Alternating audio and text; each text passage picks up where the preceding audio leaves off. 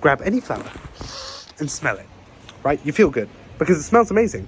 Have you ever thought how you can use this to help you boost your grades in your exam? This is how.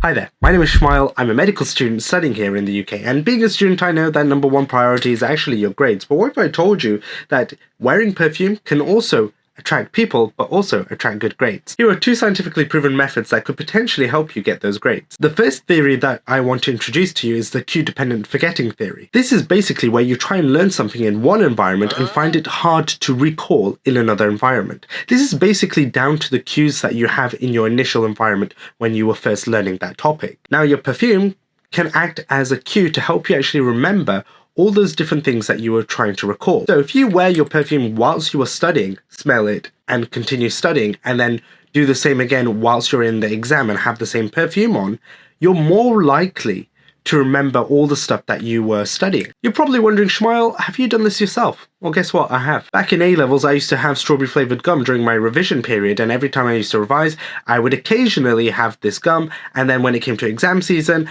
I would have that gum, and I found it better in terms of recall to recollect all the information that I had gathered whilst I was studying.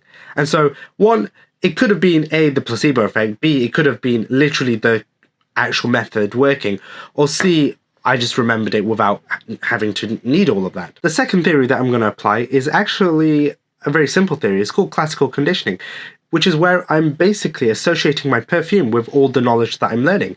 So every time I put on this perfume, I'm going to associate this perfume with all of the knowledge that I'm actually recollecting.